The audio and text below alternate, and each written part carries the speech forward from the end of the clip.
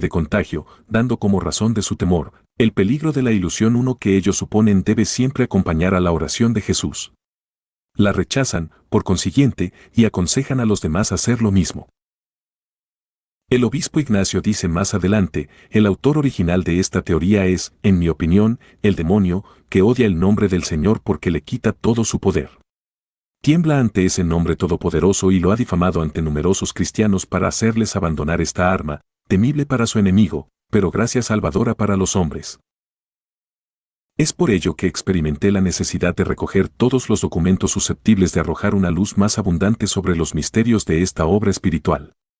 No tengo, por mi parte, ninguna pretensión de haber alcanzado la oración interior, tampoco tengo nada que agregar por mí mismo, solamente extraje, del tesoro de las obras de los santos padres, sus sabios consejos respecto de la oración incesante, consejos que son también necesarios para todos aquellos que se preocupan por su salvación tanto como por el aire que es necesario para la respiración.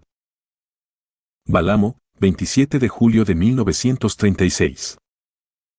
Igumeno Chariten. 1. El obispo Ignacio emplea aquí un término técnico utilizado en teología ascética, prilest. Literalmente, esa palabra significa distracción, vagabundaje. Y Teofano el Recluso. Obispo de Vladimir y Tambov. 1815-1894. 1. ¿Qué es la oración? A. La prueba decisiva. Ques-Fundamentales 1. ¿Qué es la oración? ¿Cuál es su esencia? ¿Cómo se puede aprender a orar? ¿Qué experimenta el espíritu del cristiano que ora con un corazón apacible? Todas estas cuestiones deberían ocupar constantemente el intelecto y el corazón del creyente, pues en la oración el hombre conversa con Dios, entra en comunión con Él mediante la gracia y vive en Dios. Los santos padres y los maestros espirituales de la Iglesia dan respuesta a todas estas cuestiones, respuestas fundamentadas sobre la iluminación, fruto de la gracia que se adquiere por la experiencia práctica de la oración, y esta experiencia es idénticamente accesible a los simples y a los sabios. La prueba decisiva. La oración es la prueba decisiva y la fuente de todo bien, la oración es la fuerza que conduce todas las cosas, la oración dirige todas las cosas. Cuando la oración está bien hecha todo va bien, pues la oración no permite que nada vaya mal. Grados de la oración. Existen diferentes grados en la oración. El primero consiste en la oración corporal, hecha principalmente de lecturas, de estaciones de. Este primer extracto no es de Teófano, sino de Niken, obispo de Volodak, autor espiritual ruso de fines del siglo XIX y comienzos del XX. Pie y de postraciones. En todo esto, es necesario paciencia, trabajo y esfuerzos, pues la atención se nos escapa, el corazón no siente nada y no tenemos ningún deseo de orar. A pesar de esto, es necesario imponerse una regla sabiamente medida y permanecer fiel. En esto consiste la oración activa. El segundo grado es la oración hecha con atención, el intelecto toma el hábito de recogerse a determinadas horas y ora concienzudamente sin dejarse distraer. El intelecto es cautivado por la palabra escrita al punto de pronunciarla como si fuera suya. El tercer grado es la oración sentida, el corazón está cálido por la concentración, de modo que lo que había sido hasta ese momento solo un pensamiento, llega a ser un sentimiento.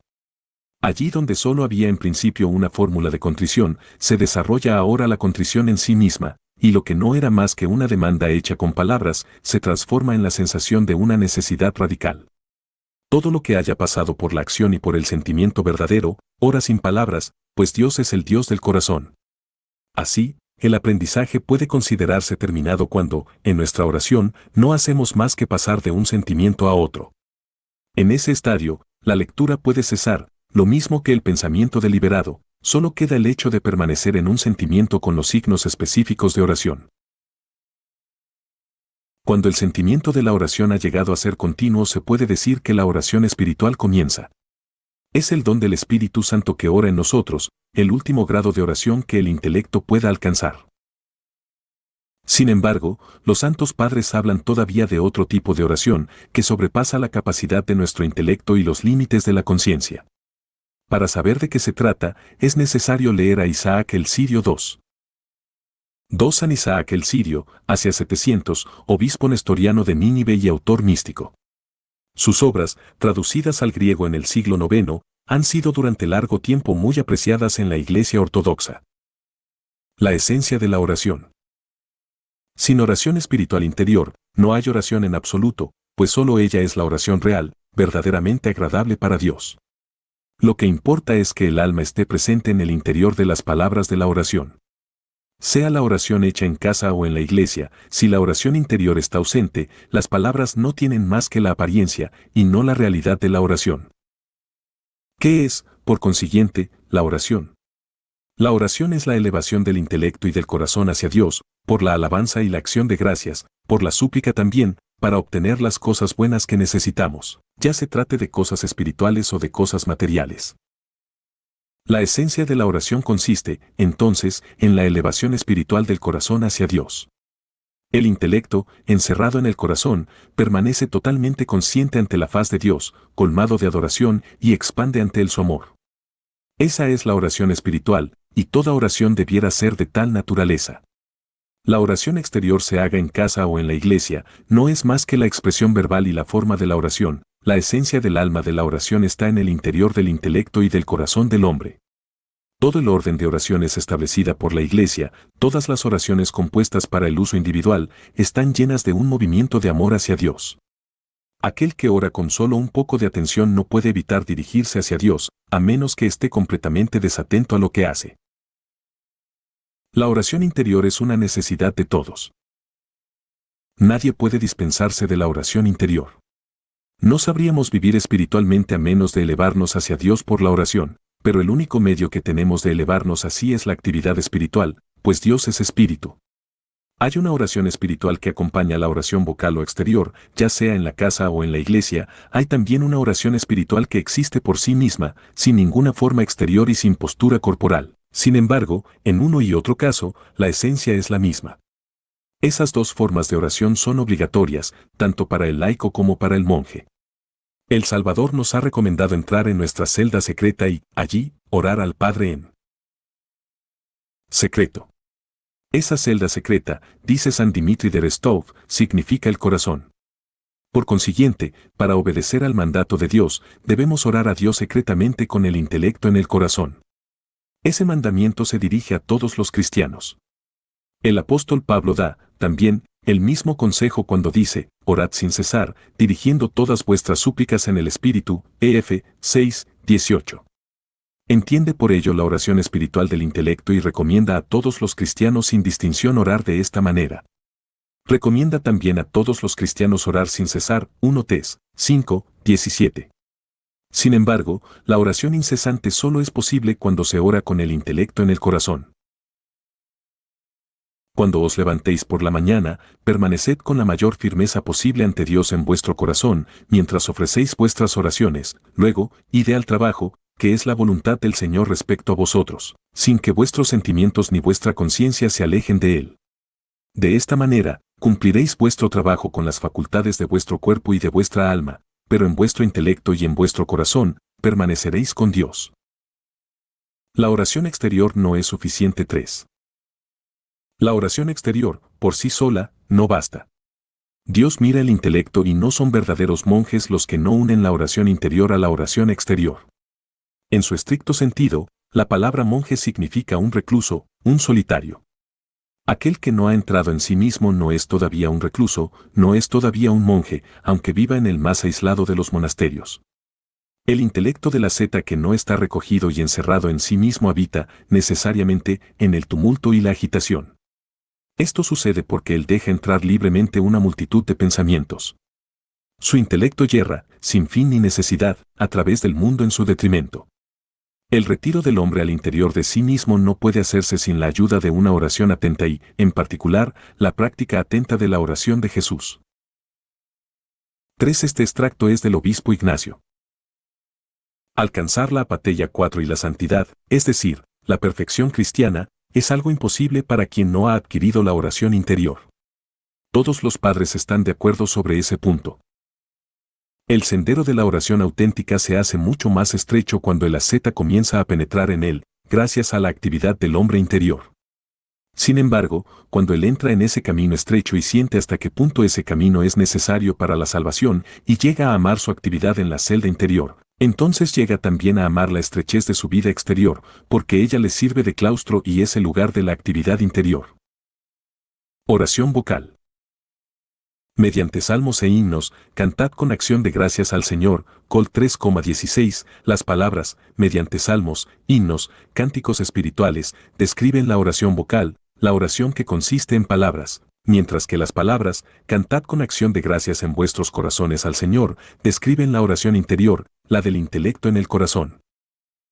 Salmos, cánticos, himnos y odas son nombres diferentes para designar los cantos religiosos.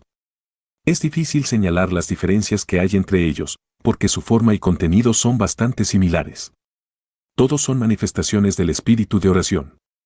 Cuando el espíritu es llevado hacia la oración, glorifica a Dios, le agradece y hace ascender hasta en las súplicas. Todas esas manifestaciones del espíritu de oración son esencialmente indivisibles, no teniendo existencia separada. Cuando la oración comienza en su obra, pasa de una a otra de tales manifestaciones, y esto más de una vez.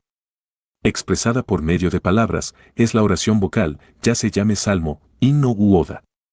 No intentaremos definir la diferencia entre esos vocablos.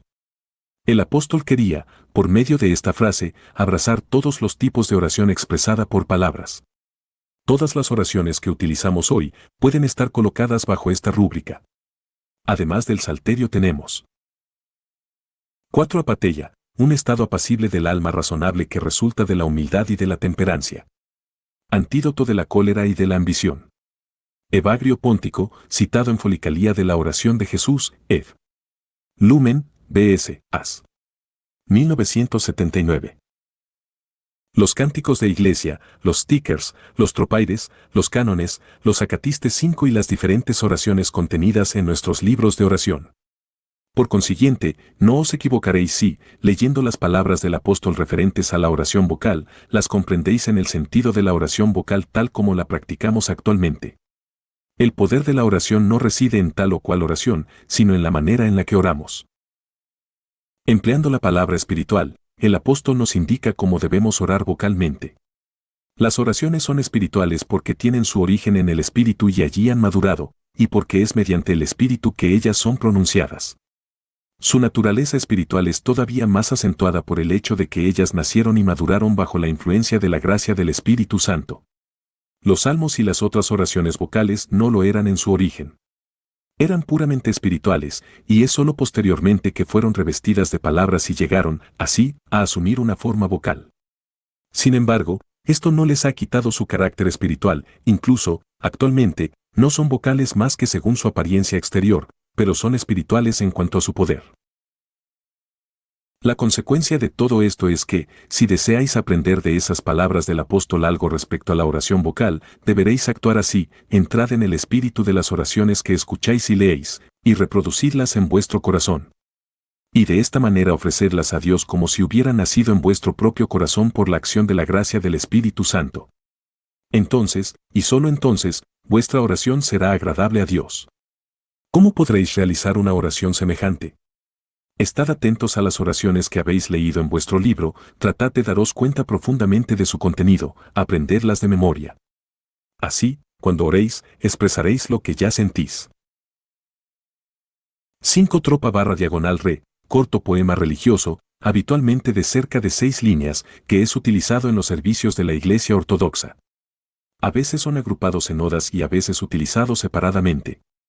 Un canon consiste, generalmente, en una serie de 9 odas, en la práctica, solo son 8, siendo la segunda generalmente omitida. Se lee un canon cada día en maitines.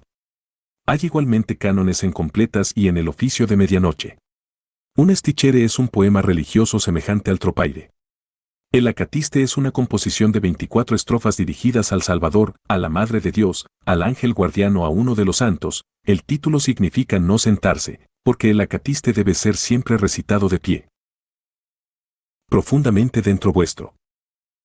¿Por qué los himnos de la Iglesia? Recitando entre vosotros, salmos, himnos y cantos espirituales, cantad y celebrad al Señor en vuestros corazones. EF 5:19. ¿Cómo interpretar estas palabras? ¿Significan que cuando estáis colmados del Espíritu Santo, debéis cantar con vuestra boca y con vuestro corazón?